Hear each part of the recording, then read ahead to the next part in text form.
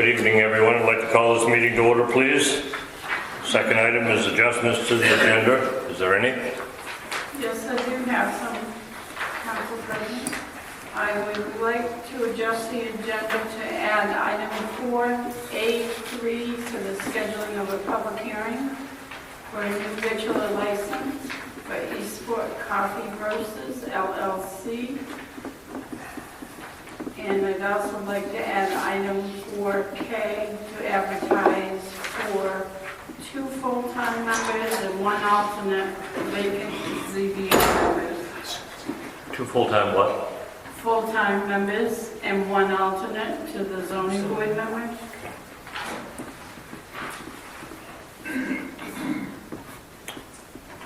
Any further adjustments? No, nothing to me. Do I have a motion to that effect? I'll make that motion. I'll second. Been moved and seconded. Any further discussion on the motion? Ellen, didn't you say something about minutes, adjusting minutes? Yes, the ones I'm asking you to consider are the February 12th and the table the 4/9, please. I'll make that motion. I'll second. So accepting February's and tabling April's. Yes, if you've had a chance to review them. I know it's- Hearing none, no further discussion on the motion. Roll call, please. Councilor Morang? Yes. Councilor Stevens? Yes. Councilor Boone? Yes. I don't know whether we took roll call on the first motion. I don't believe we did. No, you missed that one. Okay, well, let's go back and collect it then. All right. Roll call, please. Councilor Morang? Yes. Councilor Stevens? Yes. Councilor Boone? Yes, thank you. No further adjustments. We'll go on to item 3, public hearings. Would we like to do one at a time or do all of them? What's council's pleasure? Let's do them all. Let's do them all. Okay, public hearings. 3A, new liquor license, Look Lobster Company, 7 C Street. 3B, renewal victualers license for Look Lobster Company, 7 C Street. 3C, renewal liquor license, Eastport Art Center, 36 Washington Street. 3D, new liquor license, Eastport Area Chamber of Commerce, Water Street. Reference for the Eastport Salmon Seafood Festival, August 31st of 2025. And 3E, renewal liquor license, Phoenix Fine Wines, 73 Water Street. Does anybody from the public like to speak for or against any or all of those or none of those?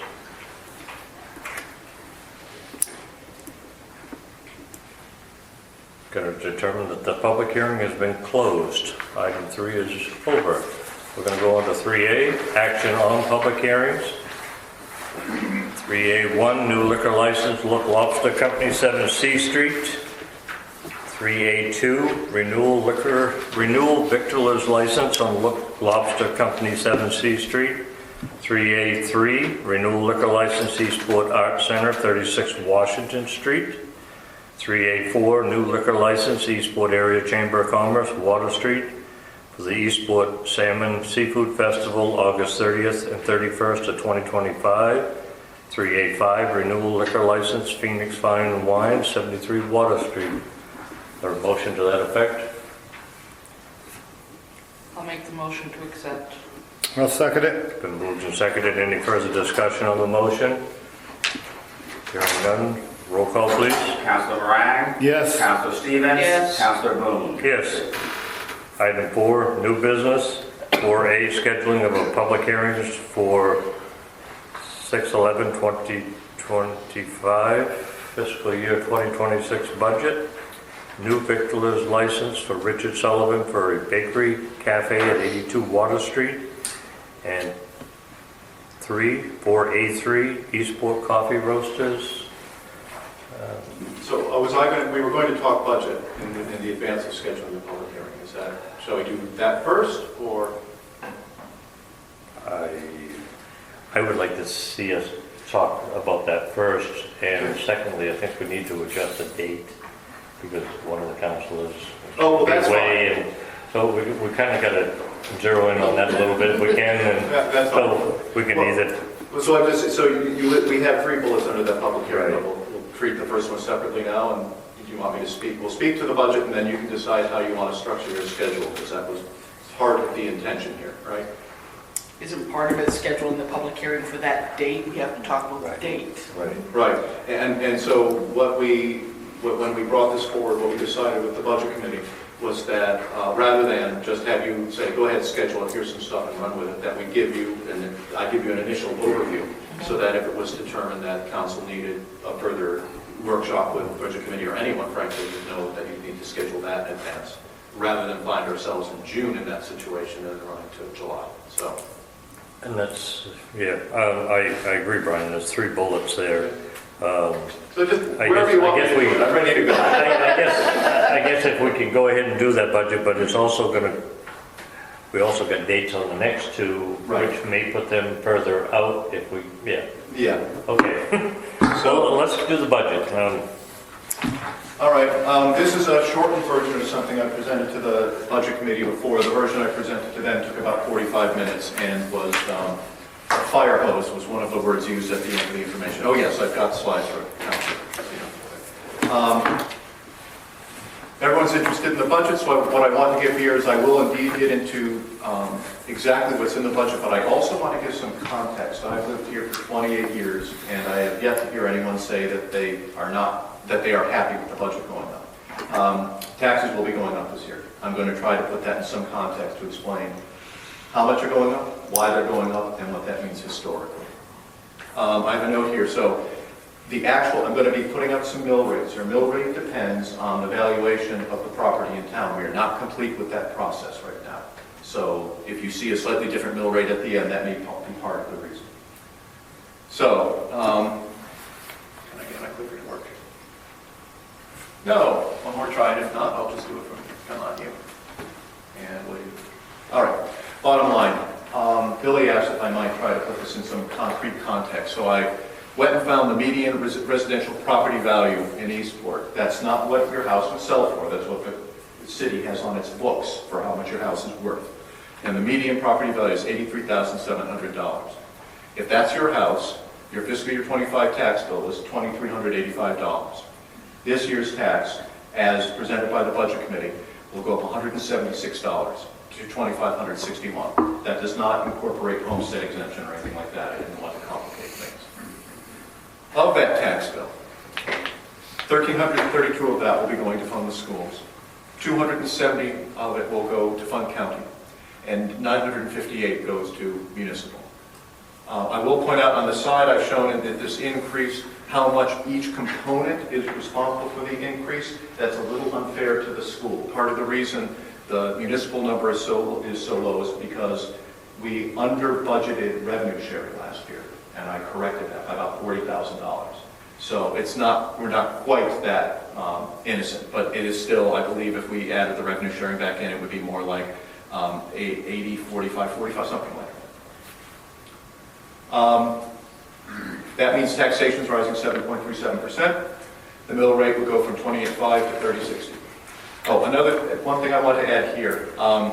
When the budget committee finished, we actually had a number that was more like 6.25%. There was an error in last year's tax commitment. We actually taxed you too little last year. And that's due to the fact that your city manager and your assessor had never done a tax commitment before. So we had a 7-point-something% rise last year, but your mill rate only went up 5.77%, something like that, because we undertaxed in the commitment.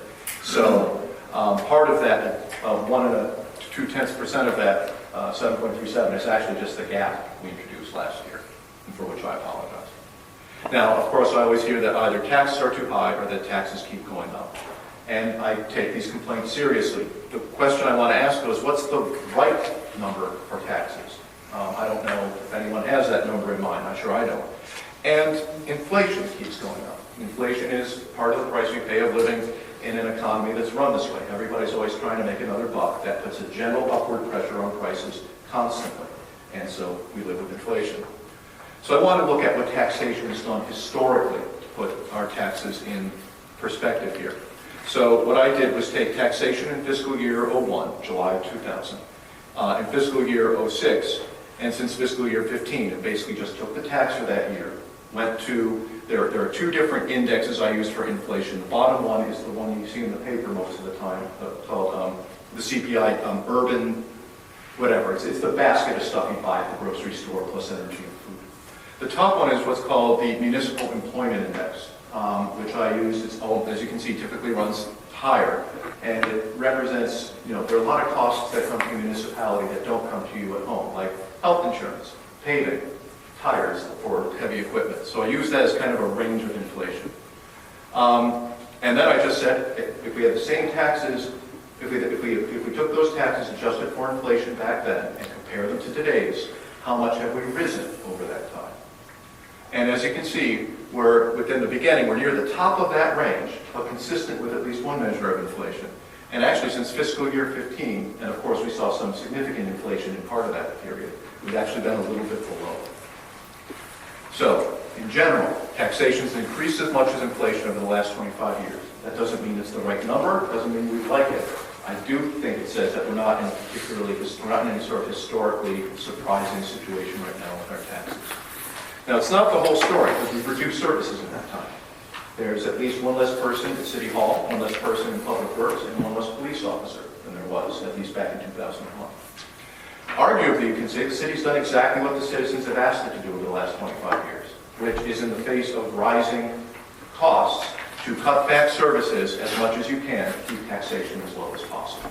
That's one interpretation. I offer that as one there. There may be other ways of explaining it. That's one thing I looked at. I've also heard, we've had said in this meeting several times, questions about the aging population or population in general simply not being able to pay tax. Doesn't matter that your taxes have stayed below inflation if you're not capable of paying them.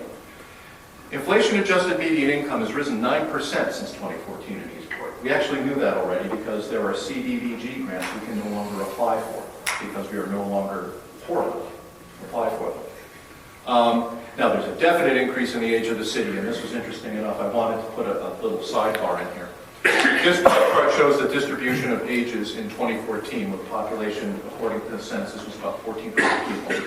The blue is people from 0 to 29, the orange is 30 to 59, and the green is 60 plus. We've always known Eastport is old relative to, and in this, as you'll see in a second, that's represented primarily by that blue slice being as small as it is. In 2023, it looks like this. The 60 plus has gone up significantly, and it's been almost entirely at the expense of the 30 to 59 age group. That's what the United States looks like. So we do have an aging population. There's no two ways about it. However, when I look at this, now this is a much smaller set of bins of numbers. So, less than 5 to 9, 10 to 14.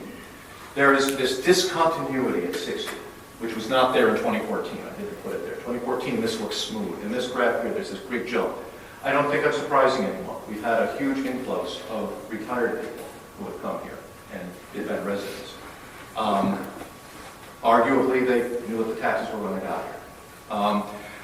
I don't exactly know what to make of these numbers, but I want to put it out there because there are some very distinct challenges I see that come from this pattern of demographics that we're talking about. So, out of all the stuff that's there, what can we actually control in this meeting? What am I able to control in the budget committee and ultimately the council? How much of this budget can we control? This is the proportion of net expenses between the municipal side, the school side, and the county side from fiscal year 01 up to now, with a couple of gaps in the middle. I only had so much time. And the COVID numbers are weird. I'll have to go into that later. But there's a pretty distinct trend. In the beginning of this graph, municipals up around 50%, goes up a little bit more. I don't know what happened between fiscal year 3 and fiscal year 4 to kind of make municipal go up and school go down. County stayed about the same until recent years, which we're aware of, that's been changing, and school has consumed an ever larger amount. This is that taxation graph I showed you before. Now, I'm going to show you the exact same graph, but I'm going to shrink the y-axis so it all gets put down here. I'm doing this because I want to show you what the relative change of inflation is for each three component. That top line is county, the middle line is school, and the green line is municipal. Municipal has consistently underperformed inflation by a significant amount over the last 25 years. Now, I realize I'm sort of throwing county and school under the bus here. I want to acknowledge there are reasons for this. Most of the county change that's happened, even though it looks like there's something that can be deceptive about this graph, when it says since fiscal year '01, that doesn't mean that's how bad it was in fiscal year '01. It just takes this year and compares it to fiscal year '01. So if this year suddenly goes through the roof, that entire line goes up. So a lot of what you're seeing in the county part of this grant only came in the last 3 or 4 years. But it's been so significant, it's lifted historical inflation that high. That's public safety, right? That's the withdrawal of the state police and the subsequent increase in the sheriff's department. It's the demands made on the jails that the state has not funded, that sort of thing. I can't speak as directly to the schools, but I can show you, but I have that there. I can show you this graph. This is kind of hard to read, but the school expense in 26 is about $4 million. The state is paying $519,000 in subsidy. That's 13%. We are taking a big hit on school subsidy because we have small headcount and high valuation. That's not the only thing that's going on there, but I just want to caution any of us before we look at this graph and yell about those lines, that there's a story behind each of them that we have to take apart. The story I need to tell, though, is the part of the graph that I and the council can control has been shrinking and has been underperforming inflation for a very long period of time. And that's just that average tax bill again, right now showing again that municipal's about 38%. And yeah, the reason I have this here is I want to show you the other thing that's worth, that I won't go into detail right now, that I cut some slides out, is that we're also sensitive to revenue. We almost always talk expenses in budget because that's what we can control. You know, the taxes are too high, let's make fewer copies, kind of thing. However, I'll point out just a couple of things in addition to that state. So if school had no revenue, if we just had expenses for school, your entire tax bill wouldn't pay for the school because the expenses are that high. It has to be offset by revenue. That's the state subsidy, the lunch revenue. I'll point out tuition revenue is budgeted next year at almost $1 million. That brings down your taxes by 25%. If you didn't have that revenue, your taxes would go up another 25%. I will also note with some concern that there's a fund balance forward. This is basically money that was taxed for previously and is in surplus. The school is only permitted to carry a 5% surplus, which is very tiny, but it's kind of justified because they're part of the city as a whole. Anything over that, they're carrying forward. You generally don't like to carry stuff forward like that. That's the sin that got the county into the trouble it's in this year. So I would expect that to go down over future years. And I'll point out here the state revenues that come into the municipality. So that's primarily revenue sharing, homestead exemption. I'm not including excise tax in that. That's local. Is also reduces your tax by about 19% overall. So that's context. That's what I walk into. What me and the budget committee and the council walk into when we're presenting the budget. So we didn't really discuss this explicitly here, but I think the council and I were on the same page. What's the aim in the municipal budget? When I was hired, I said, I was going to try to provide stability and competence, and I'm struggling to do both, but we're getting there. So stability and competence here translates into providing the same services as cheaply as possible. So no new services were proposed. The budget committee did actually at one point vote for a third police officer, which would provide us 24/7 coverage, but then decided to go back on that decision once we saw where we were ending up overall. That would add about 2.7% to that tax number if we decide to go with that. I'm trying to do correct budgeting wherever possible. Last year, my aim in the budget was to get to the end of the process with something that wasn't going to screw us up. This year, I want it to be accurate, because I want to both not tax too much, but also not tax too little. And that means kind of some narrow margins of safety this year. And I'll be honest, I'm a little nervous about that. With the federal environment, the fact that the state budget is in contention. Right now, I'm accepting the state's estimate on revenue sharing, for example. If I were to say, is it possible that we would lose 10% of our tax, of our sales tax? That's $40,000. That's 1% of taxation. I'm not doing that right now. I'm going to trust with that because I'm trying to kind of stay middle of the road and not make wild guesses. But I'm a little nervous. This is what your municipal money pays for overall. We'll won't surprise you too much that administration, public works, and the police cover about 54% of what you're spending.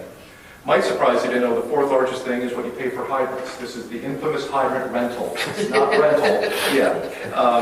But what it is a state mandated, it's something that the state permits us to charge because you could bring water to all of our houses in much smaller pipes. If you want to have enough pressure and water in a hydrant, you need to build a larger plant to do so. And there's a formula for determining what it is, and it's paid by the municipality for the upkeep and the construction and upkeep of your hydrants. That went up 1.5%, just like everybody's water bill this year. That 1.5% wasn't going to do us too much damage. Solid waste is the next largest one. I assume people know this, but you may not. When you have Moose Island or if Shane pick up your garbage, all you're paying is for them to take it to Marion Transfer. Marion Transfer charges 7 cents a ton on average for what it costs to dispose of it. Now that went up from 6 cents last year, and I missed that in last year's budget. I didn't know. But that's a 16% increase. I'm seeing an increase of 25% in solid waste expense right now, $38,000 change. And that's what I'm budgeting for here. And then everything else the city does is in that last third. That's the same thing, just by percent.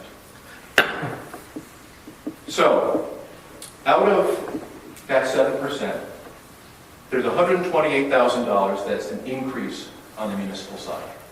So, people don't know, where did that money go? I've done something a little unusual with this. That first big bar there, I've taken all the payroll changes and put them in one bar because we have a skeleton crew. It doesn't make sense to me to take a look at, well, if we have more people in admin than we do, let's say, cemetery. And of course, admin's going to go up higher because we have health insurance, we have the cost of living increase. I will break down where that payroll goes. But that's kind of, we have the people we need, and we have to pay them what it costs. There are no large raises, no changes in compensation. Everything else then is just expenses. So the biggest expense rises on solid waste, as I told you. Next biggest is public works. It's at 13.7. Almost, I believe it's 11,000 and something is sand. We have under budgeted the sand pile for years because we've had mild winter after mild winter. We all know what happened this winter. The sand pile is depleted. So that's almost all of that increase. Ambulance, that's a guess on my part. The ambulance stipend hasn't gone up in I don't know how many years. I sit on that board. It needs to go up. That's an estimate on my part of what it might affect us. I will say utilities. I have not had time this year to do utilities. Is one place where you can make some reasonable changes. They're not going to decrease your tax by a whole lot. But if we're spending too much for heat, for electricity, or for technology, internet and cell phones are included in that increase. That's a place you can cut and paying attention. I just haven't been able to pay that close attention this year. So your utilities raise is actually just a percentage across everything based on what happened this year. I'll try to do a better job next year. But that's what we have. Otherwise, I'll actually point out, police expenses are actually down because some of what we budgeted for we've been underspending. Cemetery is down because we're not taking down trees like we used to. Debt is down, but I'm going to talk about that in a second. That may need to change. Insurance is down because it was overestimated. That also, since we're adding 2 buildings, the airport terminal and the youth center, I haven't gotten an estimate on that. If that changes things significantly, I will make that change before we go to press. Almost at the end, payroll increases. I'm proposing a 2.89 cost of living adjustment. That was inflation in February. I'm adding 0.4% on that to out for a small amount of discretionary adjustments over the year. It comes out to being able to hand out about $3.75 an hour across the entire. It's probably too low, frankly, but that's it. I'm predicting an 8% rise in health and disability insurance. It was 9% last year. We also predicted 8% this year. I'm hoping we're going to be on the other side of that. The Maine paid family medical leave tax wasn't budgeted last year, so I added that in. That's additional money that's in there. There's some necessary overtime that wasn't budgeted. We budget overtime in 3 different ways. Public Works has an overtime line. Police actually build it into their base hours because police overtime has slightly different laws on it. And as of last year, nothing was budgeted for administration. When we have hourly staff who are staying late to do things, we need some overtime to do that. Plus, we need some overtime at the airport for plowing. We needed more overtime for public works than was budgeted this year, actually. I added some of that, again, that's, I believe altogether a total another $6,000 or $7,000. And then we had to add hours for the code enforcement officer, because we had we couldn't lump that into the one position we had, so we added, actually Tabitha Young, who's also cemetery, added hours to pull that on. We had to hire a local plumbing inspector.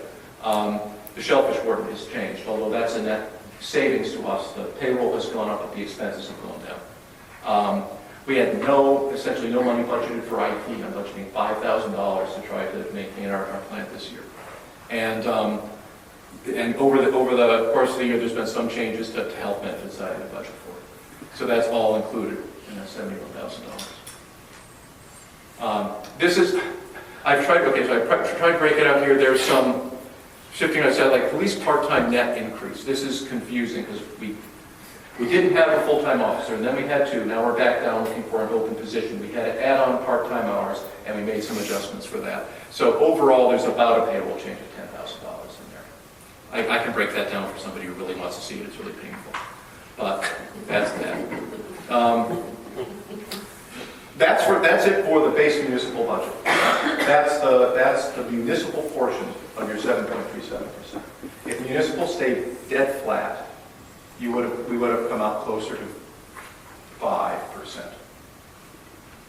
Don't quote me on that. I meant to do that. I think that's if we had, because that's, yeah, net was 70. Yes, we're at 7.37%. We would have come out more about 5.2%. If we did nothing, spent zero. But here's that we can't do that. Everything costs more. Every day I have people say, well, hope taxes aren't going up. They have to. Everything else goes up. If you want to keep the same services, if you're willing to sacrifice services, we can talk about reducing taxes. Sewer rate.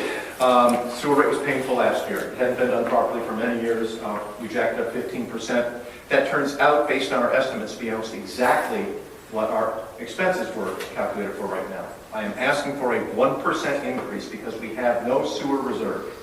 If something went wrong in the sewer and we had extra money, it's supposed to go to the ratepayers.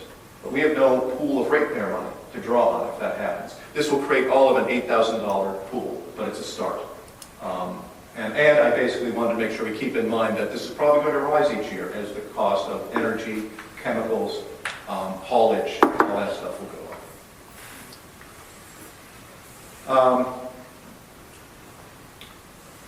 Do I want to go all the way into? No, I'm not going to go into that. I was going to talk a little bit. The sewer is painful. Well, here, if sewer was actually part of your property tax, your mill rate would be $38.70, assuming everyone paid the base rate. The average person would be an effective mill rate of $38.70. So that is what somebody average who's on the sewer is paying right now. It's a problem. I have a lot of ideas about it. I won't waste your time with that tonight. So capital. These are expenses that are one-time projects that, for the most part, usually don't come out of taxation. We have one large suggestion. We have one dump trunk. The oldest dump trunk is a 2008 Sterling. Howie tells me you can't get parts for that reasonably anymore. It's not supported. There are people who will buy that because there are other larger communities that will want to work with it. The dump body is rusting out. He's estimated $240,000. I've got a 4.9% estimate for interest there. That's what we paid on vehicles last year. I don't know if that's right. But that will have no impact on this year's taxation. That would be debt service in the coming year. So the cost for this truck in fiscal year 26 is zero. But it will be $55,000 additional for 5 years starting in 27 approximately. We're going to get another cemetery mower. That will come out of perpetual care income, not the principal. That's normal, but we had some issues with this last year about people making sure we knew where it came from. We're planning for that this year. Here's my wish list for capital reserve, and I'm going to jump a little bit to the end here. The bad news is we may not be able to do any of this based on some stuff I was working on today. I want to pay off the 2 police department vehicles we bought last year. We financed those because we have not had a completed audit for fiscal year 22 yet, much less fiscal year 23 and 24. I wanted to pay those off. City Hall needs work. Any of you have been inside, and we need work inside. We also need a roof. I was estimating $50,000 on that. We're going to talk about the sidewalk grant in just a second. There's a sidewalk grant we obtained in 2019 to build new sidewalk on High Street from Key Street to Battery. That's been kicking around for 6 years. There's a required local match of that of at least $120,000 that has not been set aside in the past. We have a similar grant match, putting a new generator in the sewer at the Vanass Road plant. That's a CDS, Congressionally Directed Spending Grant, that was awarded 2 years ago, so we definitely have the money. That's $18,400. That was, I don't know if the council agreed to it, but the city manager in February last year, who's not me, agreed to it. And so I'm assuming the CDS was approved. You wouldn't have put it in without knowing you did that, but yeah. In part because of some of these errors and things we're discovering, I want to put in for some additional professional services, primarily for assessment and finance. We have one of the people who works with our auditors right now, providing a tremendous amount of guidance as we try to figure out what's going on. Wes, our assessor, has only been in the job a year, and we messed up tax commitment last year, so I was hoping to be able to pay some people some money to help us with that. And we've already paid $40,000 and maybe spending approximately another $10,000 on the youth center purchase, removing the senior citizens. I'm going to skip over. I'm not going to go too much detail on this. Here's our issue. I was able to propose all of this because our general fund balance, that's what we have in the bank, is healthy. It's very healthy. We are not in any danger of bouncing a check anytime soon. We're making good money on our interest. The problem is that's not how much money you have to spend. That's how much money you have in the bank. So that fund will have other things within it that have been reserved for other things. You get your undesignated fund balance from your auditor at the end, because they do all that math and say, here's what you have in undesignated funds. Surplus is another word that's used, but undesignated funds is more accurate. I would like to see us have a minimum of 3 months of undesignated funds, because if nothing else, you need to cover that period between when tax bills go out and tax money comes in. And 3 months of taxation would be a good number. Based on back-of-envelope calculations that I did, not the auditor, I had the feeling we may have had between $200,000 and $400,000 that we could then put off into a capital reserve fund. We don't really have one. We have something called capital reserve as $36,000. So we don't really have one. We've just been accumulating undesignated funds. The issue I have today, I've been saying for a while, it's been healthy. I think we have it. Talking to our auditors today who are working in fiscal year 23, I said, can you give me any idea what the undesignated fund balance is? And she said, right now I can't advise you to spend much of it. And I said, why? And she just said, because we don't know everything that's in there. And to give you an example of what she's talking about, we have TRIO, which is our main accounting system. And that's where everything should be. But there are a lot of things we actually handle outside of TRIO. Carryovers, primary one. When I want to know how much Parks and Rec is carried over, we go to the carryover spreadsheet. Well, we have a spreadsheet for one fund that has a negative number in it. Not gigantic, but large enough to be a concern. We don't know why. So until we have a better feeling for that, I'm hoping we're going to have a better feeling by the June meeting. I'm going to tell you, if right now we come to the June meeting and they say, no, you shouldn't be spending out of it, here's what's going to change. Here are the capital reserves I put together. The first column is just the cost I had listed. The second one is what it adds up to. So even if we had $250,000 in capital reserves, I have $336,000 I'd like to spend. So we were already going to maybe have to cut something.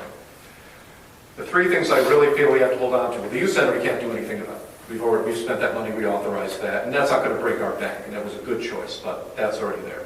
I would really like those professional services for exactly this reason, because we're learning these things. And we have to match the Vanass grant. I can't imagine, you don't want to send a CDS back, that would be atrocious. So we'll continue to pay for the police vehicle. We will once again defer City Hall renovations. And we need to talk about the sidewalk grant, but I believe we have that on as a separate. Yeah, we do have a separate, that's 4I. You're not taking any action tonight, this is just informational. But right now, I'm looking about, that might need, that 50, what is that, 63, 53, 63, $71,000 might need to come back onto taxation if we're not going to take it out of that. Which will raise your percentage to a little over 9%. So, oh, and actually, no, it's at its Vanass grant. Oh no, the youth center. I'm sorry, the youth center is already there. I did it here. I'm sorry, I did this afternoon, so I'm with it. But it'll be 20, 38. Well, that'll be about 41,000 back, so about 1.2%. And that's because we not paying off the vehicles mean $20,000 in debt payments come back on the books for taxation. So, you see some of the challenges we have already. I just want to point out some other things. State and federal, I mentioned. We're getting a really good deal on benefits because a lot of our staff don't take them. I just want to point that out, particularly with the next thing. The average age of City Hall staff is 58 years old. I'm average. That's, I want to look out 5 to 10 years. That's going to be a huge challenge. And I bring that up because the two things. We'd love to bring young people in. Young people will take family insurance. And history has shown we tend to pay more for replacements than we pay for the people who had the position when they left. Contingency is narrow in this budget. I think I was honest before, but with the way I've been in the job, I was not hot on watching finances all the way through. I will say right now we're about 86% of the way into the year. We're about 81% spent, so I think we're helping. But I really wasn't paying attention to it really until about February, about what was being spent. This year I'm going to have to be right on it because it could well be tight, particularly if things go south on us. The last thing I wanted to point out, I said, there's not much to cut. This is your entire city. There are 18 individuals, not counting the fire department roster, not counting the people in the police roster who only do a few hours here and there. Only 9 of them are full-time. It's about the equivalent of 15 FTEs, and there's no role to get rid of. These are all roles that have to be filled. The thing I want to bring that up is that does mean there's no cushion right now. It's not like we're carrying some extra stuff and we can cut it later. We're at our base, and we just have to go absorb increases as we go forward.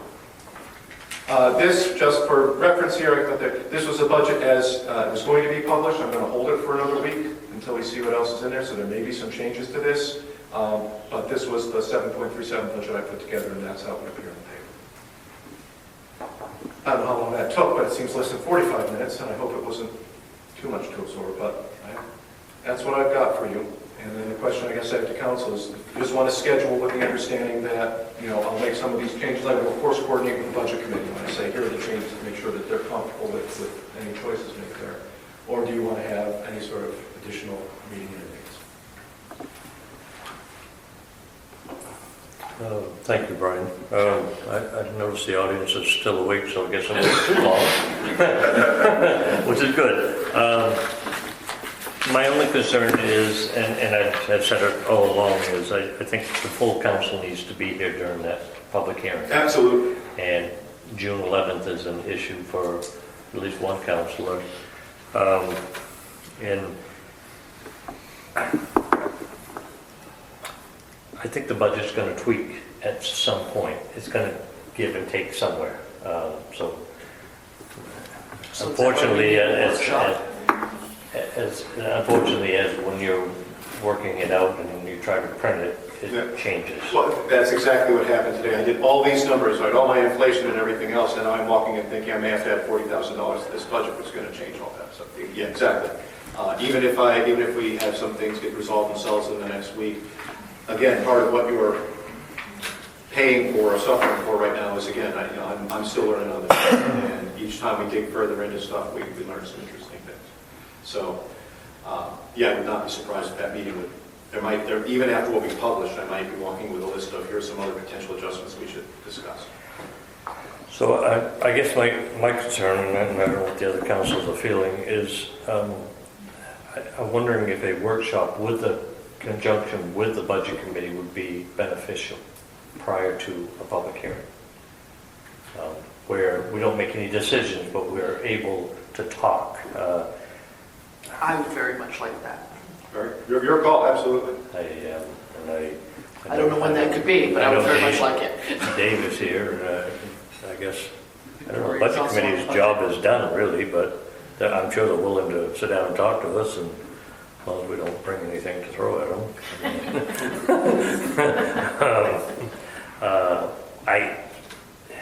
Is there any particular night that's good, bad, or? Doesn't matter to me. So is that something that you So can reach out to the budget committee? Bill and I can work to communicate with you and see when we can all be there. And the budget committee and council workshops open to the public as well.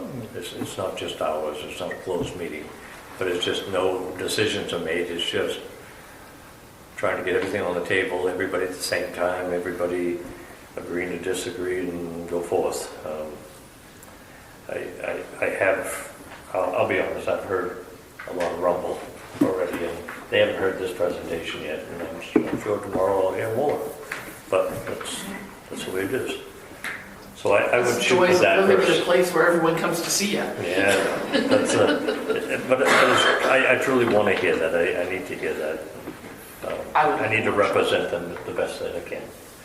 So between you, I'll try to set that up and see what works best for everybody and take it from there. Another thing to keep in mind also is we work towards getting a date for you, you can also hold a meeting coming out of that workshop. Doesn't mean you have to make a decision, but you could consider setting a date for the public hearing. Right. after that, if you're at that point. All right, yes, That might be good. yeah, just the item to set. That's a good idea. Yeah. If all five of us That are way, here, yeah, we you're can not set going a back date. and forth and lose Yeah. track of that timeline to get it in the paper, Yeah, Yeah, you know, things of that nature. that's a good idea. thank you, fellas, for bringing that up. So do I have a motion to that effect? Do we need a To motion for to that? have the clerk and city manager schedule a workshop with the council and the budget committee. I'll make that motion. I'll second. Been moved and seconded. Any further discussion on the motion? Hearing none, roll call, please. Councilor Moran? Yes, Councilor Stevens? Yes. Councilor Boone? Yes. So the other two are public hearings for Victor's license for Richard Sullivan for Bakery Cafe at 82 Water Street.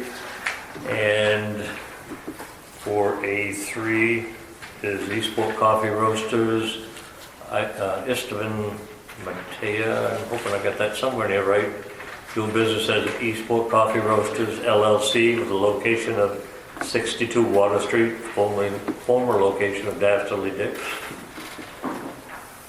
The other thing to consider on that, Council President Boone, is the date I have up there is the June 11th, so, and we don't have a date based on what's coming out of the workshop yet, so, you know what I'm saying? I'll have to re-advertise for whatever date is set for these two that you're taking into consideration now. so is this gonna hold him up from opening his business? He wanted to open in June. I did explain the process to him and told him I would get the notice in the paper. Yeah, But, because I wouldn't want to hold anyone up. So if we had those two public hearings, We have to do them next week. you could always consider as you meet on the workshop to do the public hearing for the budget in a separate meeting altogether with nothing else. So that's just something, I'm not trying to tell you how to do your job, but it is something you can consider. not like Council Moran was saying, do them next week, but we still got to do the papers, don't we? And you still, Got to you know, notify you're them. down two councils tonight to consider what their schedules are as well. But you still have to publish it in the paper, so we're Correct. still, Yeah. that's next week, paper. But we're talking, so public hearings need 10 days, workshop, a regular meeting just for workshop needs 48 hours, correct? Dave, are you saying next week for the meeting, or just make sure it's Well, published for next week? Next week, we should have our workshop. Workshop. And then come out with a date For everything. for everything. All three, yeah. Okay. That's what we should do. So we're Why shooting don't for we just sometime. plan on putting it on that end of the agenda when you have your workshop coming out Right. of that meeting? Yeah. And then I can just post it with the paper then. Yeah. Here's another curveball, my only day available next week is Tuesday. And I'm not available Wednesday to Friday, so we can set it Tuesday. On Monday, because you're not available. I'm not Tuesday. Monday, but I am available Tuesday. Oh, you are? Tuesday is my Yeah. only day. Tuesday's her only day, she's the problem, I'm just, I am the problem in every possible way right now. that's the 20th. It would be the And 20th. that's a budget hearing, so. Actually, you know what, Monday I would be available for the evening. We have port at 5:30 on Monday, but, no, the 19th. Guess you don't want me here anymore. Priorities. Yeah. I'm flying out on Wednesday, not getting back until Memorial Day. Oh, so you're off the entire, no, Memorial Day's early this week, yeah, month, yeah. So So we should do you do, think so we should do Tuesdays? this Monday or Tuesday. Tuesday, but is Councilor Seeley going to be back from training? I don't know. I'm sorry, I didn't catch that. Counselor Seeley. Council Sealy Do gonna we be know when back? Oh, yeah, he's yeah. back? I don't know that. Yeah, I haven't heard yet, he's still away, just. Well, if we can't do it then, we'll have to aim, I mean, the following Tuesday would be your next topic. Yep. Or is she not back? Then I'm clear. Oh, I'm clear after Memorial Day.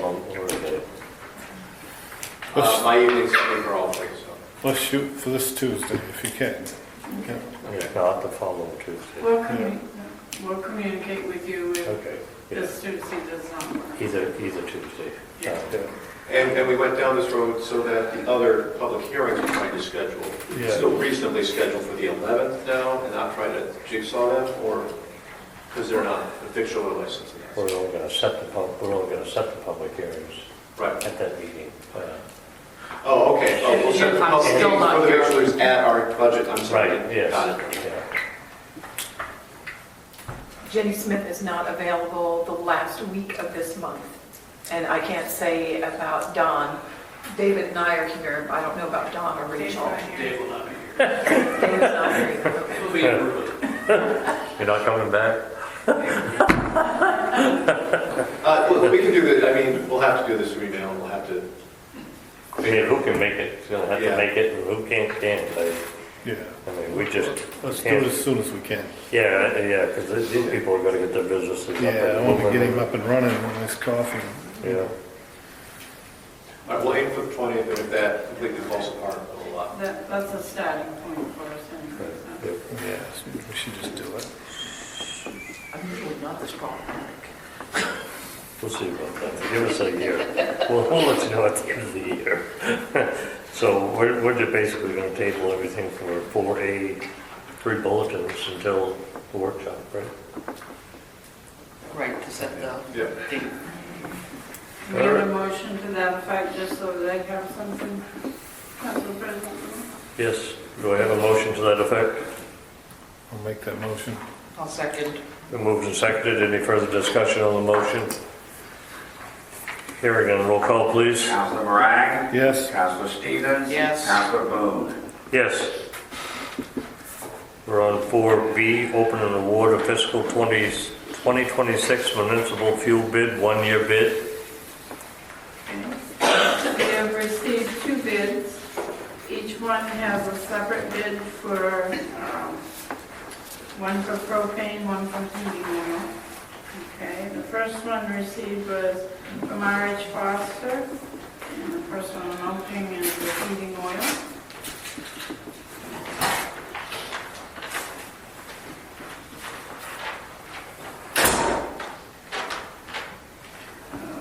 Okay. The city's cost per gallon for number 2 heating oil for municipal buildings is 2.699. The cost for heating oil for general assistance is 2.749.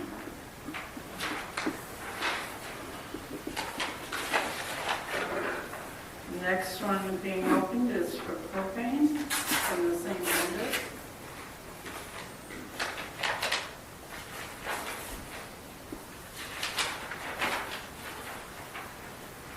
And the city's cost per gallon for propane for the municipal buildings is 1.799. General assistance cost for propane for general assistance is 1.899.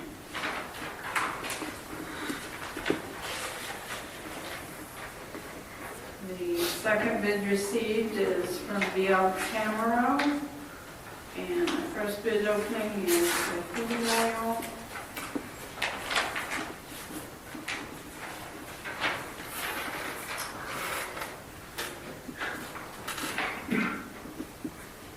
Well, the city's cost per gallon for heating oil for municipal buildings is left blank. Ooh. Because Well, no, it doesn't say 00, but you Because I'm can an take it idiot. as you will.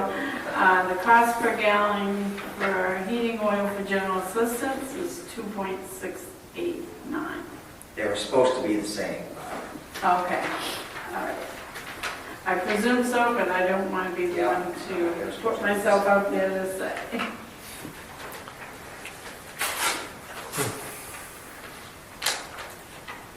No disrespect to me, Not taken. Okay, the second one is for propane.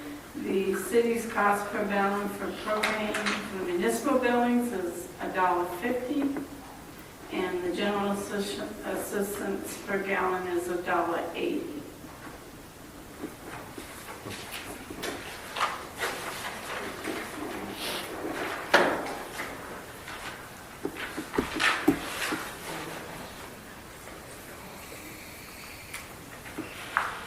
DL 10 was cheaper, but without that being blank, can you accept that?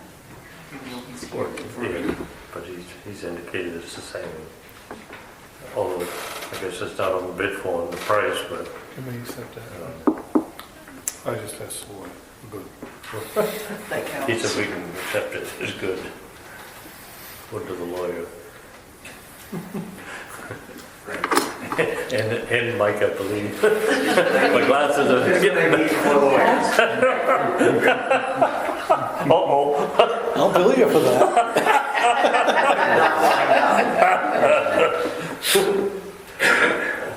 So do I have a motion? I'll make a motion, we accept VL Temro's bid. I second. Been moved and seconded. Any further discussion on the motion? Question on the propane tank changeovers. Where does that cost come from? It's not, won't be any charge to change those tanks. Okay. We'll install the tanks and we'll do a free gas check. Okay. Okay, there's no charge. That's pretty well we do standard procedure for anybody. I know many times it's come up, like the discussion, and it's like, we should buy our own, somebody should shoot that deer going across that parking lot. But nonetheless, we wrangled over, we should buy our own tanks. Then you don't have that constant changeover, but it's a cost, it's a very costly, and I didn't know whether that's changing, or, like you say, you change it over for nothing, I'm good. Yeah, no, and insurance companies don't like the homeowner or the business to own the tanks. Right. With the theory, with the thought process that if the gas company owns the tanks, they know better ways of maintaining it when it needs to be serviced and, if there's any potential issues. Definitely makes more sense. Yeah. Thank you. I've got one big problem now. When I turned the bid in, I said, if I get this bid, I'm going to wear a tutu into the town office. For holding it to you, Mike. I didn't hear that. I mean, even if I vote no, you're still outnumbered. I got a big problem. We have one question though. I don't know who you made that to, but that's your issue. Okay. Johnny heard me. I did. Do you make the arrangements with R.H. Foster. R.H. Foster? You guys should, just call them up and What say, time frame are we looking? that's entirely up to you folks. I mean, the It's July. big contract starts July 1st. Doesn't it? Yeah, Yeah, it's July. I mean, what we normally do is monitor the tank levels, and as the tank levels get down to around 10%, then we switch them out. That's the easiest way to do it, because you've already paid for that gas. So I guess the next call would be to find out what R.H. Foster's process is to get to that point. I would prorate you for what I think taxes so, in yeah. there. Okay, thank Just, you. just in case this affects the bidding at all, it didn't occur to me, we've got, what is that, a 500-gallon tank next to City Hall? Yeah, it is. And we're putting in a generator, and we were upgrading that to a 1,000-gallon tank, just make sure it's not an issue, because we're, what's this whole conversation about where we were putting it and everything. No issues here. Okay. No. And, yeah, that's right. Okay. Would you like us to put that Article 2 in there to clean it up a little, or you good? Okay. Just gotta go back to the office. Bad situation. No further discussion on the motion. Roll call, please. Councilman Ryan? Yes. Council Stevens? Yes. Councilor Boone? Yes, sorry, Mike. Thank you. Yes, thank I you. think. Will there be pictures of the tutu in the Yes. I'll see you guys sometime next week. I'll give you a heads up. Thank you. What day we at, we'll let you know what day we're at the office. Okay. 4C, open and award fiscal year 2026 municipal trash bid, 3-year bid. Okay, we received one, and that's from our current contractor, Moose Island Solid Waste.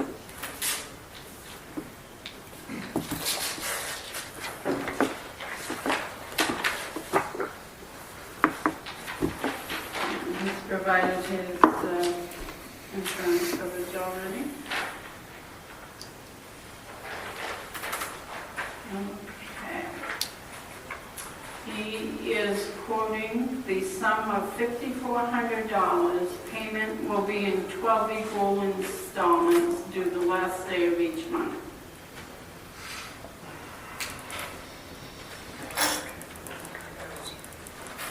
That 5,400 a year for 3 years, is that correct? Correct. Or at least I believe. I'll have you look at it. Sometimes the threes and fives look That's 450. fairly similar. I'll let someone else have a stab at it. It looks like 54 to me, but I thought it shows a 3-year bid.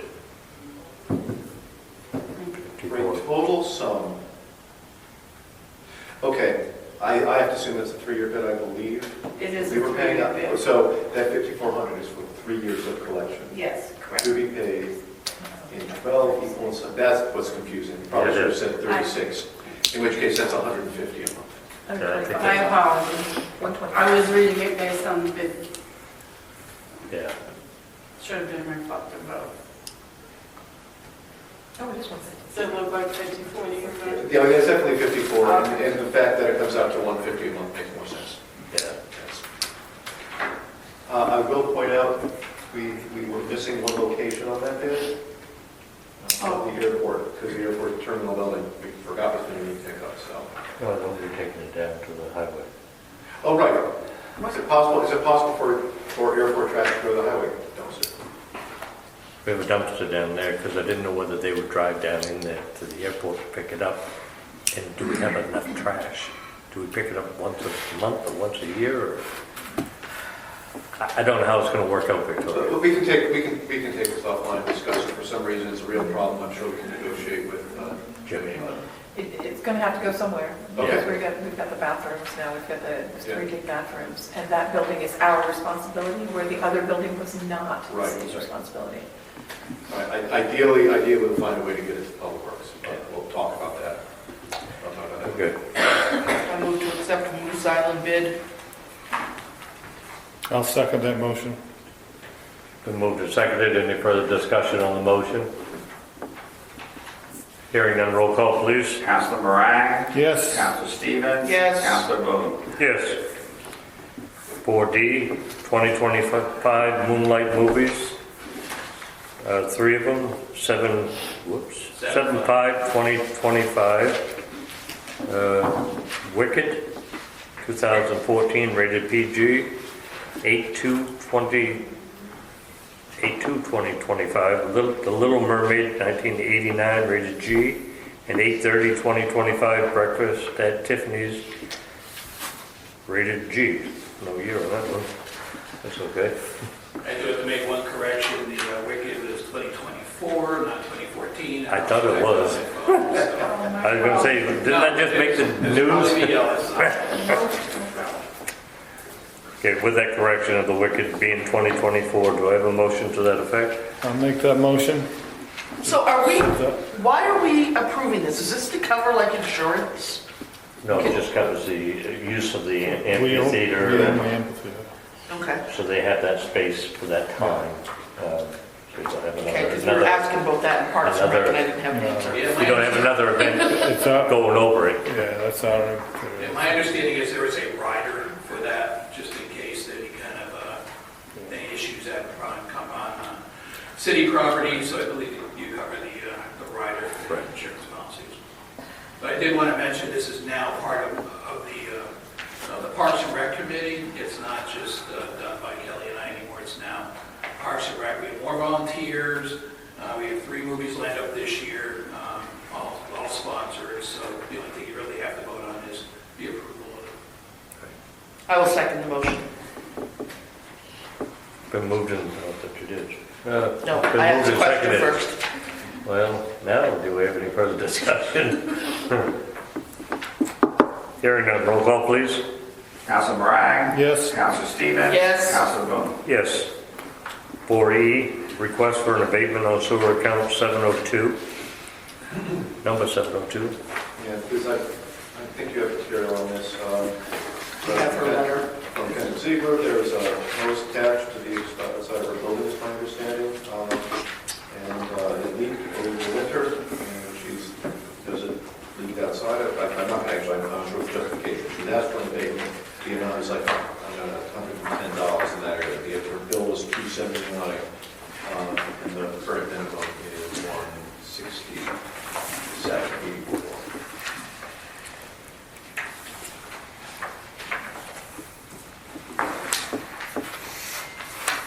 Council Sox, Wheelings. I read the letter, looks fine to me. It's an outside, it went on the ground outside. The water went on the ground outside, it didn't So do the the only thing sewer. I'll ask about this is, while that's true, using the water bill to measure the sewer isn't, we don't do it that way because it's a one-to-one correspondence. It's the best proxy we have for Okay. putting it out there. And this was, so the water department will not abate this.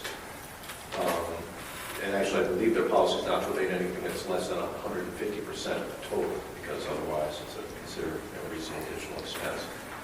I do not know how many other abatements types there may be out there. Should it become the council policy? So, Setting a precedent. something, I didn't realize that. And I don't think the current ordinance allows for abatements. That's actually, I'm not sure, I know people have requested them, and I can certainly take a quick look at that, actually. I am not familiar with that ordinance as much as We I had am. a good If so, I'll just bring it forward. We have given abatements before, but we also have turned them down. yeah. And it seems like, I wasn't aware of it, but it seems like now the water company is not doing any forgiveness. It used to be one time, now it's 0 times. Unless So- it's 150, is that what you're just saying? I believe that was what I had heard. It was in the letter. That's kind of hearsay, I didn't hear that directly from the water. From one water company, eh? It's the first I heard about it. That would be my only concern if we forget this one, how many others are we going to start giving? The only thing I see in the ordinance right now, I will check it was an amendment, unless you think this was amended, this is the original ordinance. The city reserves the right from time to time to change sewer service charges originally or previously assigned to any property owner. There's been no change to that ordinance for a long time. It needs to be addressed. But I mean, and here's a classic case. Do you rely on the council, or do you have a standard format that everybody follows? I mean,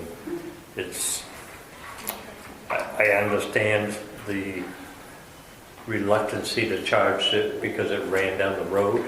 I understand that, but it doesn't change the fact. It's still a usage. But I agree, but we're not going to change the ordinance tonight, but I think we do need to act on this request and so,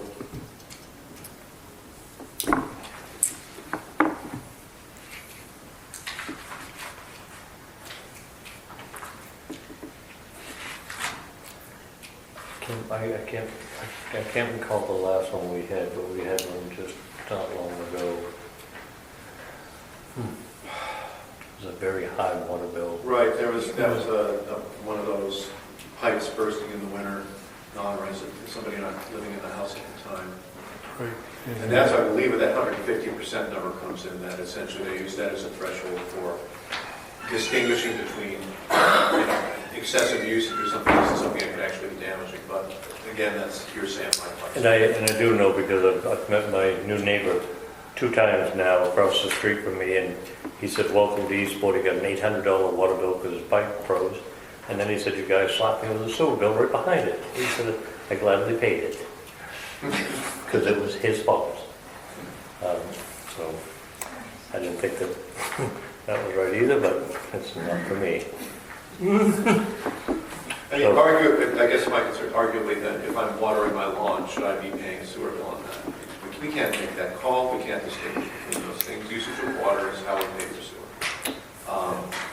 And so I would be loath to use where the destination of the water is as your criterion for accepting an abatement. My opinion.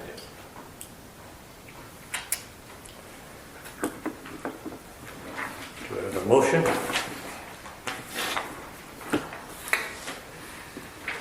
I move to deny the abatement regretfully.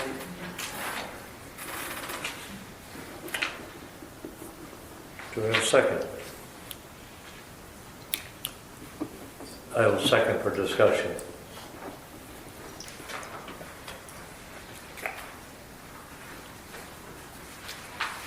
Any further discussion on the motion?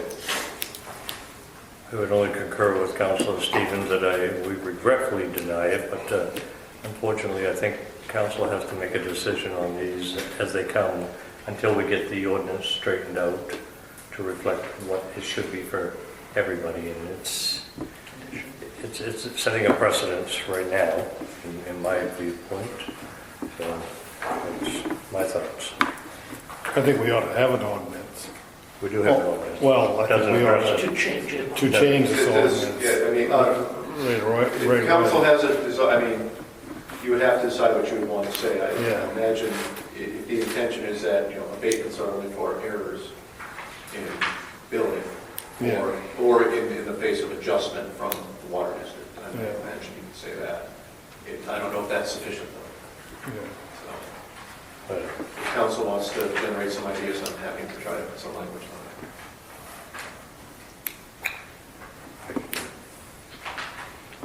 we could certainly set up an ordinance adjustment or an ordinance public hearing on it. We should have an ordinance adjustment, we really should. I mean, because, Or a public hearing on adjusting the ordinance, or, well, not correcting the ordinance, but adding to the ordinance. Right. I guess is the proper thing.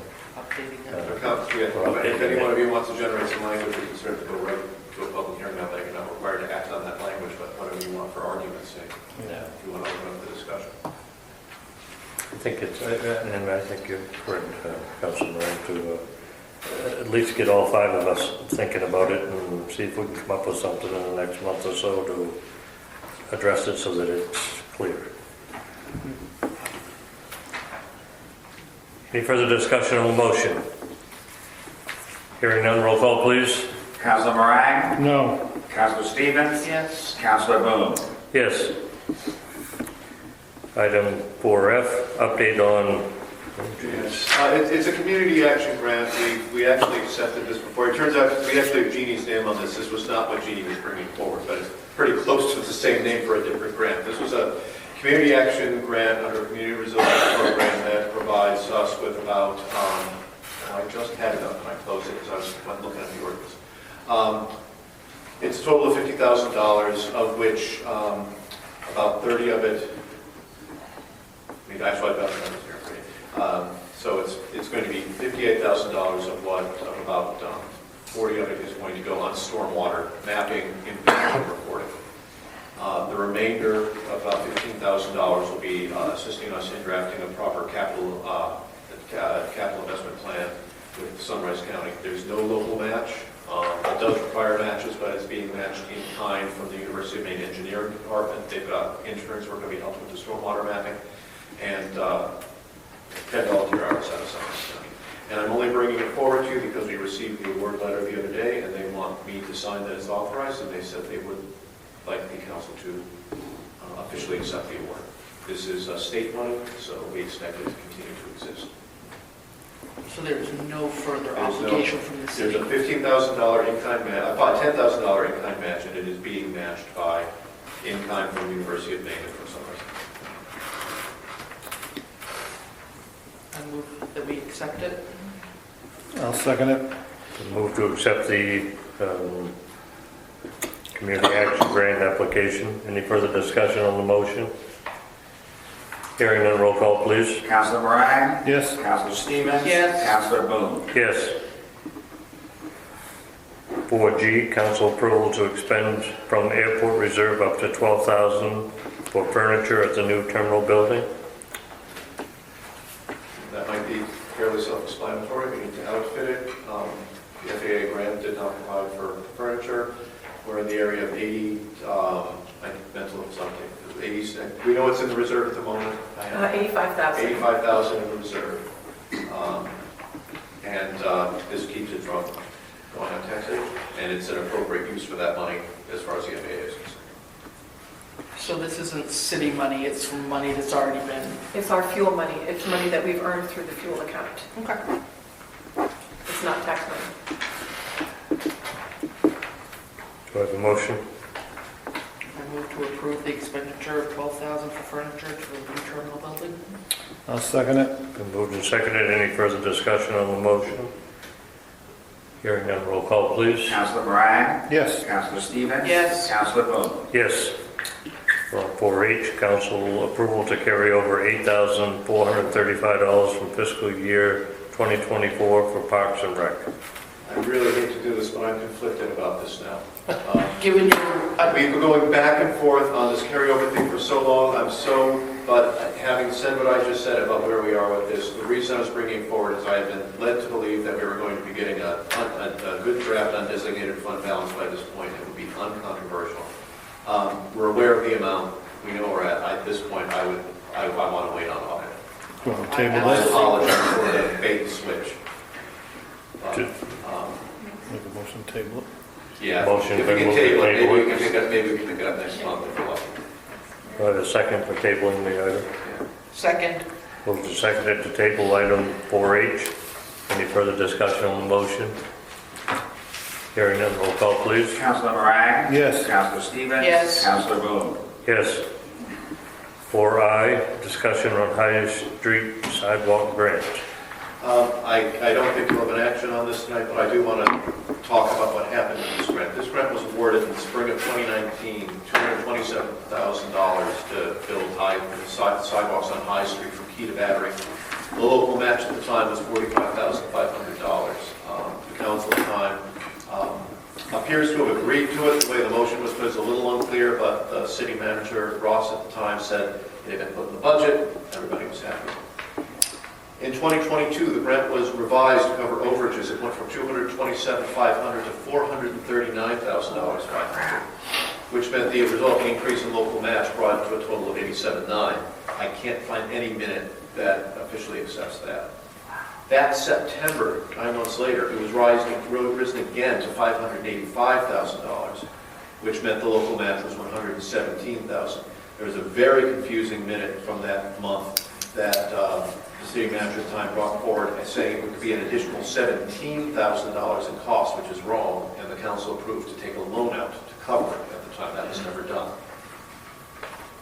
Since then, I've been working with Maine DOT because they're getting ready to bid, but we have to be able to commit to our local match. So we had to decide, what does that actually mean now? At this point, the state is now estimating $680,000 for the total cost of the project. So that would result in a more or less, there are a couple of confusing scenarios here. I will not bore you with the details, but the upshot is right now, the best guess is that if it gets, that we're probably in the area of $140,000 on local match, of which $20,000 has already been spent on design. So the additional, if we said we want to approve local match of $140,000, and that's the number the state would like to see, we're talking about finding $120,000, again, presumably in undesignated funds. That was on that slide earlier. It's a rock and a hard place situation. We can abandon the loan, the grant. We can't. We can, however, as you might expect, so that $20,000 we've already spent is our local match on a total of $100,000 of design work done so far. There is also about $25,000 of internal Maine DOT work that was essentially donated in kind. We would need to pay that full amount to exit the grant, about $105,000. $105,000 to do absolutely To nothing. walk away. We have a design. Or $140 to get a half a mile of sidewalk. Correct. Now, at this, I really don't know what to tell you. I know, this is a bad one. I really don't know what to tell you. The, one option is just to go for it, right? Say 140. Now, the estimate is an estimate. Keep in mind, this is an engineering estimate. It is not a bid. We then go to bid. And the bids could be opened at that point. And if the bids are over the estimate, Then we have to cover that too. right, and this is where things get, this is an 80-20 match. Anything over... Which sounds great. Anything over the grant amount, you have to pay for completely. The state has suggested at that $680,000, we might be able to get an adjustment to that. But if the bid were to turn around and come in at $700,000, we'd be on the hook for the $20,000 overage.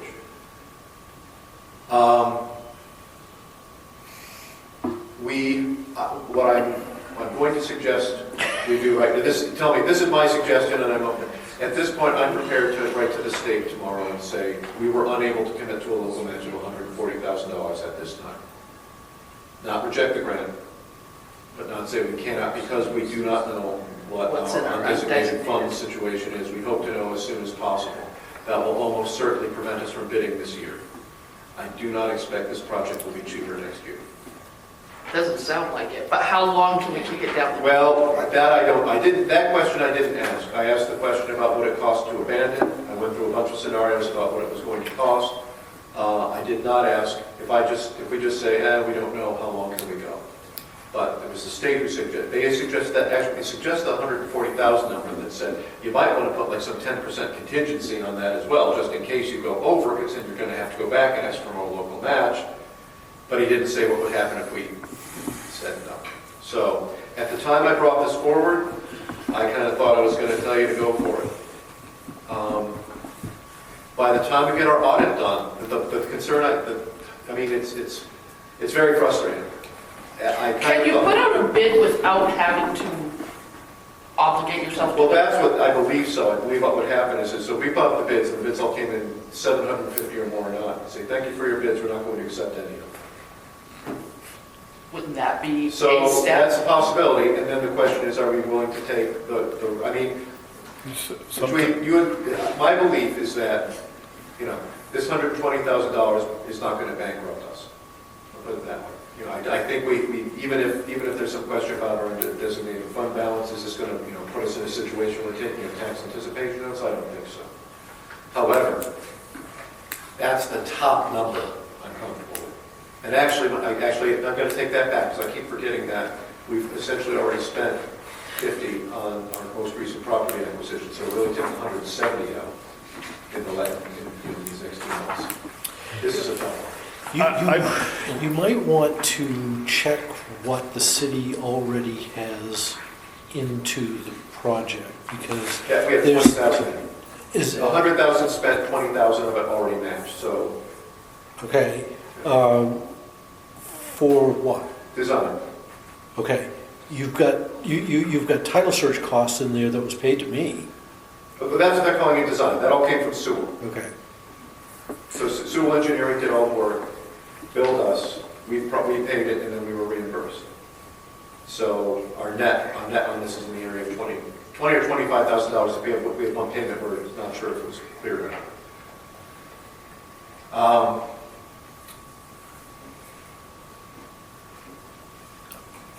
I'd be careful putting out a bid knowing that we're not going to take it. Well, it's not knowing, we're just seeing Well, what people pricing put a lot of is. money into these bids, and this is a public meeting. So again, it's the amount that the state says we have to commit to is the amount of the estimate. Yeah. But if the bids come in way under, we're also in better shape. We don't know yet. Yeah, I'd be... I'm not saying we're not going to take it, I'm saying... I think that day's gone. You're digging a hole. We never know. You're digging a hole. We do. Maybe I'll put this another way here, is I feel like maybe we can, I don't know what will happen if I get on there tomorrow and tell them we're going to kick it down the road.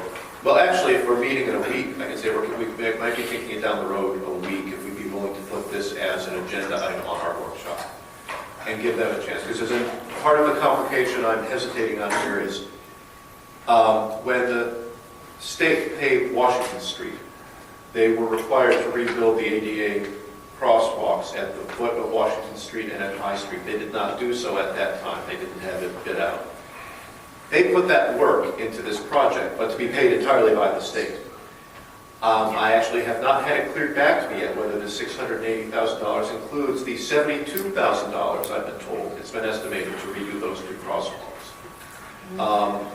But even if, so I think I put together a bunch of basically scenarios where the match could be as low as $100,000 or as high as $200,000, depending on the combination of, are the ramps included, and is the state going to increase? So that's the thing, the implication was if this goes to 680, the state may increase the grant to the amount of the current estimate, which would at least get us an 80-20 match up to that amount.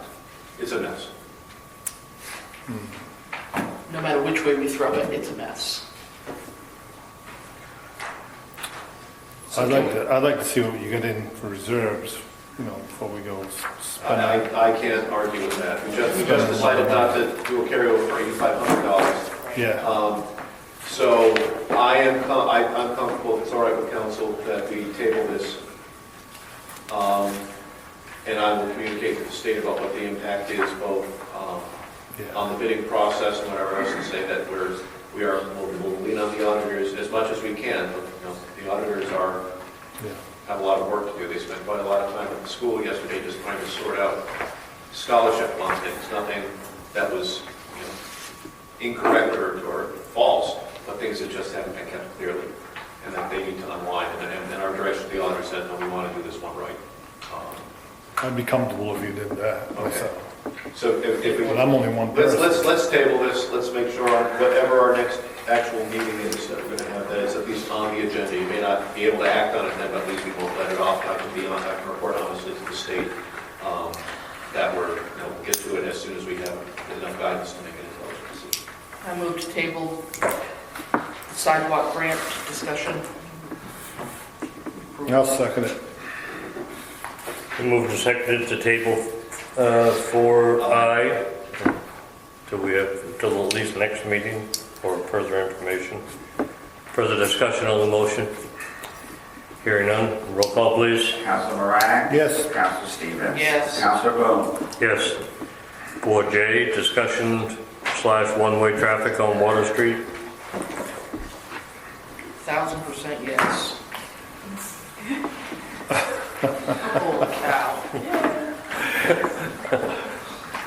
I brought this up a couple weeks ago to the manager, and we were looking at trying to get some signage and different things. And he quickly assured me that we did not budget for any of this, so let's figure this one out.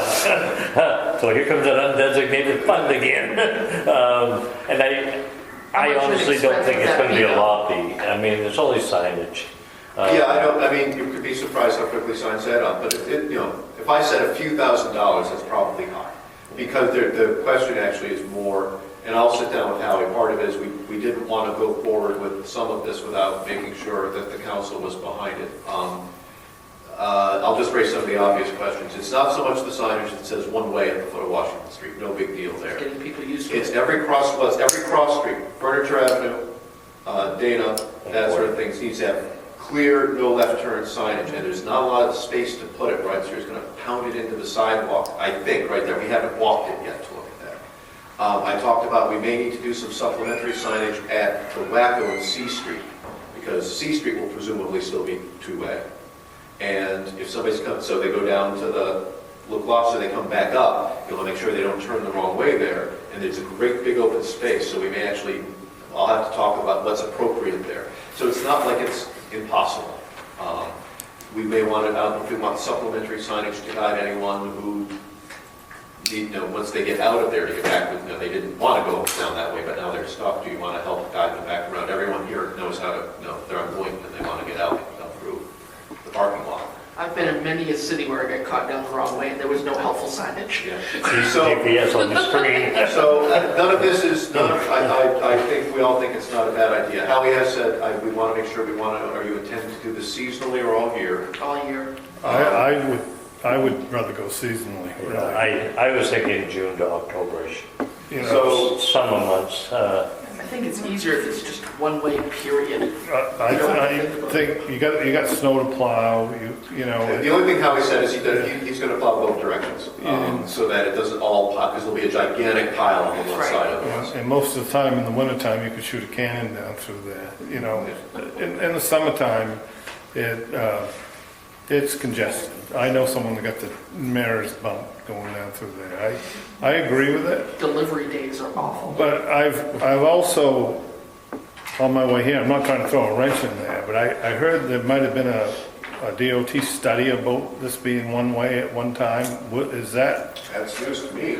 I don't know if that's true or not. I just heard, because there's been talk about this, so you know, and I've asked people questions about this, and, you And one know. of the, we will talk with the state, of course, because the bottom of 190 is a state road. I don't think that invalidates anything, but we certainly don't want to go to the effort of doing this only to have the state get back and yell at us about something Yeah. that's done wrong. But you know, I would be for it seasonally. You know, I think, you know, after the October, you can open it back up.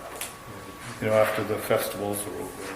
I don't think the state's gonna have anything to say about it because Water Street is a city. Yeah, but I just heard that comment. Is there anything about where we put signs or what the signage needs to be, because it's at the terminus of the street, of the state road? We just want to make sure if there's any particular statute that's guiding it that we do it right. I don't think they're going to say you can't make it one way. They may ask us about how we're going to make sure it's clear as well. So like I said, I heard that, so I don't know much about it, but I'll just throw that out. I didn't know if anyone here knew anything about that. Okay, again, and I'll ask Howie, he may not have it, but if he remembers it's there, at least we'll look for it. So is that something perhaps you're you want gonna to work with direct, the highway director? if you want to direct me and the highway director to come back to you with a proposal about what's going to be required. It's May. Probably not gonna happen June 1. It's going to be, Maybe middle of June or July 1. if we're lucky. We'd love to get it done. Right, I don't know if we want to put the signs on July 1. Well, the road's already closed, it'll be an easy Well, transition. that's actually a good point. So I'll call him in tomorrow and we will sit down with a map and some signs and come back with what we're doing. I think we can probably, I'll know a little while. Right now, because actually we've under budgeted revenues for this year, because your city manager didn't know how to budget all the revenues correctly. We're in good financial shape for the year, so we may actually be able to do this in just overage on the public works budget rather than drawing on this. So we can just take it as an overage because we'll still be under for that year. We'll see what's next. So what, is there a motion that needs to be made? I'm thinking, if you directed us, I think that's sufficient. You want to make a...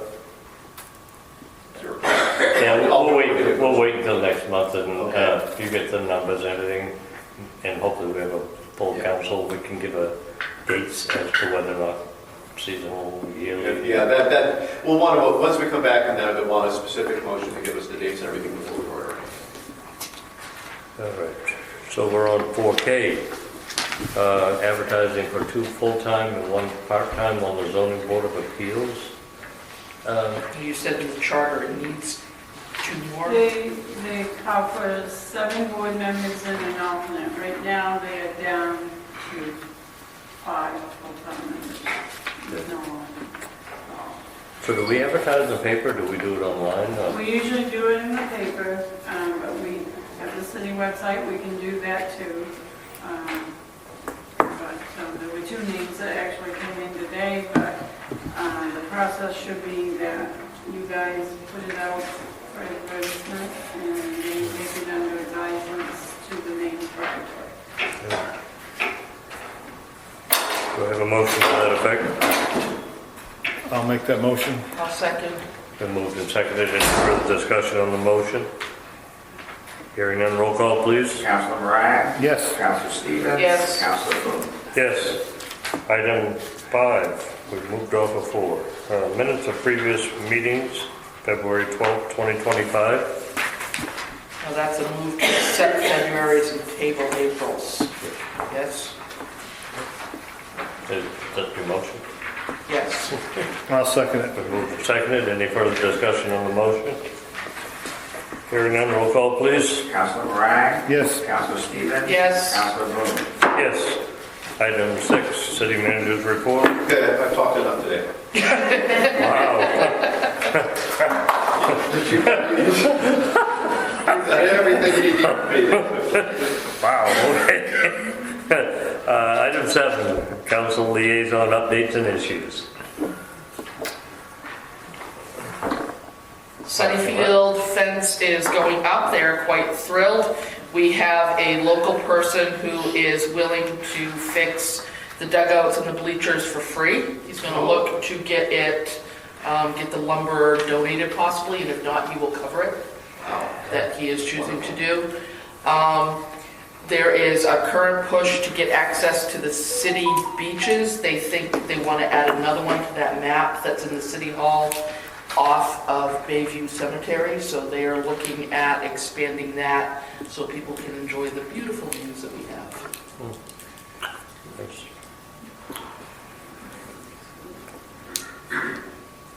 Anything further? Council Murray? No, went to a planning board meeting and Tabitha give a report, as we've all got. Very well Very done well. reports too. Very good report, yes. And I'm pleased to see that. We used to get them Yeah, years back and it's been missing, but seems like we're doing a lot better with that, getting that information up there. Anything else, Dave? no. Nope. Council liaison to senior committee, or senior citizens. As city manager indicated, we have acquired the Youth Association building. I believe probably tomorrow or Friday, Ryan Knowles going to start reconstruction in the kitchen area. I kind of told him to keep everything on the cheap as much as we can because we don't have a lot. Sounds like tonight we got even less. So either way, but it seems like that's moving right along. I'm kind of shooting for middle June. I don't know whether that's a good shot there, but I'm hoping definitely by July 1 because there've been a lot of activities up there in July and people already asked to rent it. So that's moving along.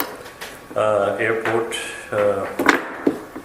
Pal's dinner, 6/5. I registered today for my dinners. Yes. I hope the rest of the council does it. I had to get in there. What is this? June 5th, Thursday night, the Pal's flight dinner at the Wacko. All the proceeds go to the Pal's organization, to the medical airlifts, which are doing a terrific job out there. And our esteemed mayor of Eastport, and Tessa, is doing a great job with the cookies and the mustard and everything else, because boy, she's really hitting it hard, and we do appreciate her work.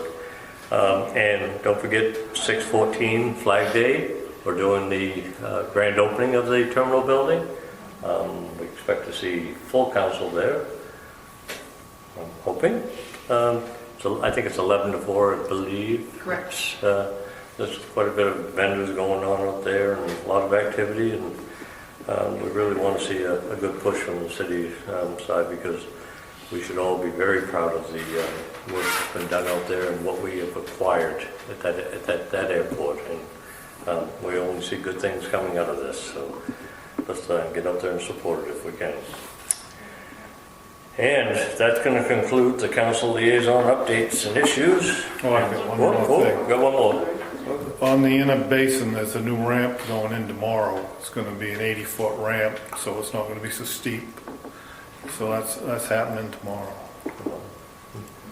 So, Yeah, that's going to be a good plus there. yeah, Yeah, there's gonna be an extra float there so they can extend it. yeah, take it out. And Yeah. eventually they're taking that one to the other side, aren't they? Yes. Yeah, to help with the cruise ships. Yeah. One way up and one way down, or We something there. also received notice from the governor's office today as a reminder of lowering the flags tomorrow for Peace Officers Day. Yeah. I wonder if we get a response from the governor as I of yet. couldn't hear you, I'm You sorry. should talk to Ella. The governor has requested that we lower all the flags to half staff, but that reminded me, we haven't heard from our governor. We have not. On No, she's our not invitation. responded. No, she's not responded to any invitations to our Airport Community Day. I'd get Ella to reach out to her. She's good. She's got Maybe I'll connections. tactfully bring this up and FYI, this is the contact information for the airport. There you go. There you go. Very well. Anything else? Hearing none, we're on to item 8, public open forum. Anybody from the public like to speak, say anything, do anything? Whoops. I know we haven't been using this before. Uh-oh. Richard Adams, 1 South Street. I addressed my question to the city manager. The Veterans Memorial plaques that were in front of the library, is there any update on those? I don't know anything off the top of my head, no. That has been, no, Victor Boisine had it in his Oh, I think basement. the memorial itself. right, That's no, kind of no. disintegrated, I It think. did, it was totally rotted out. It's still over at the Public Works garage, but I guess I haven't, I didn't know who else to pick it up. It really kind of needs to be rebuilt.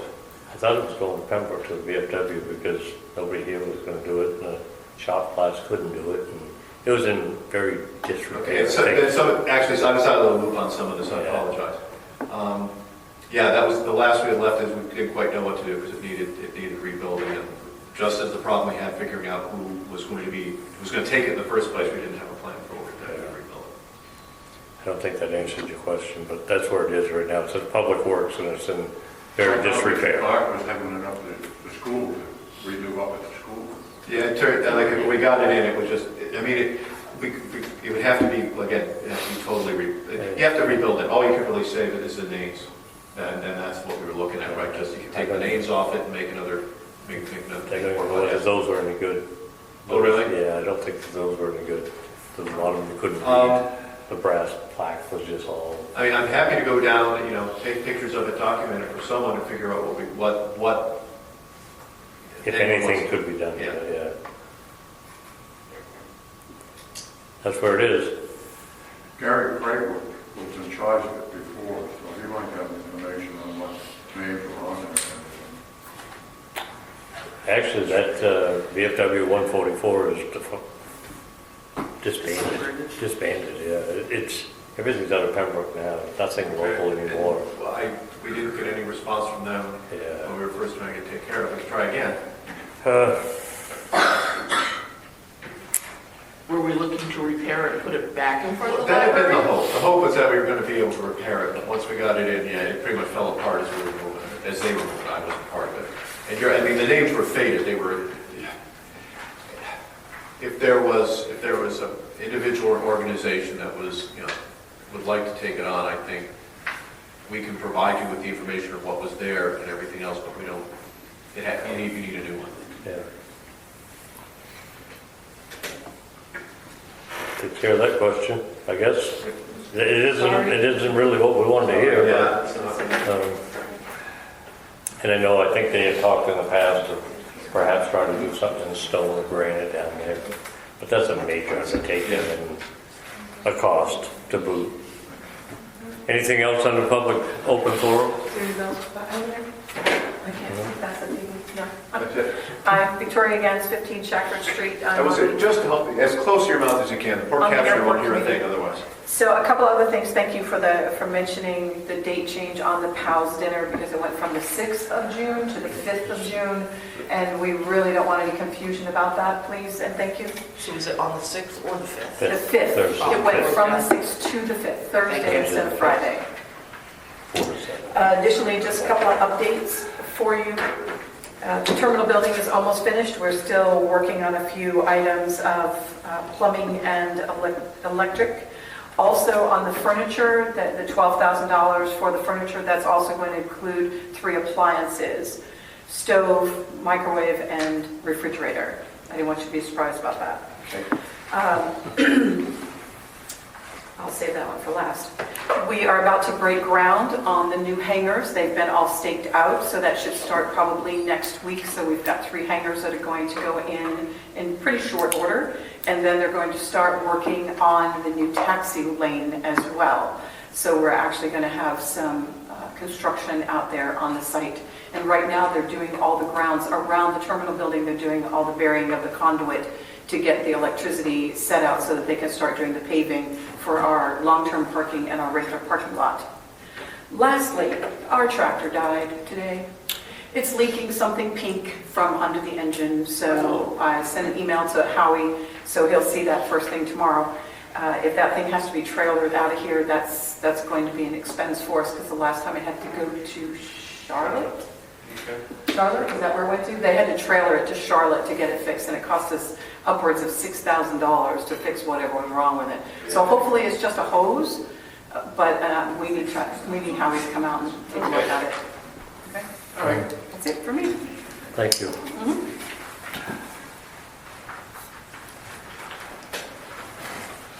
Anybody else, public open forum? Hearing none, we'll close item 8. We're into item 9, executive session. Need a motion to go into executive session. 2 brief items, hope to keep it brief, I guess. Move to go into executive session at 7:40 for personal matters, Title I, MRSA 4056A, real property or economic development, Title I, MRSA 4056C, and consultation with legal counsel, Title I, MRSA 4056E. I'll second that motion. Been moved and seconded. Any further discussion on the motion? Hearing none, roll call, please. Councilor Bragg. Yes. Councilor Stevens. Yes. Councilor Boone. Yes. Thank you. Good evening, everyone. Good job. I've made 6 years. Oh, good. It wasn't bad. Really? Yeah, they always get something. Takes all meetings to start. You ready? I'm admitting everyone. So do I have a motion to come out of executive session? I'll make that motion. I'll second. Been moved and seconded. Any further discussion? Time? 7:58. Thank you. Hearing none, roll call, please. Councilor Bragg. Yes. Councilor Stevens. Yes. Councilor Boone. Yes. Any action from executive session? None. Hearing none, we're on item 11. Adjourn. I motion to adjourn at 7:59. I'll second it. Moved and seconded. Any further discussion? Hearing none, roll call, please. Councilor Bragg. Yes. Councilor Stevens. Yes. Councilor Boone. Yes. Thank you all. We're adjourned. Thank you all.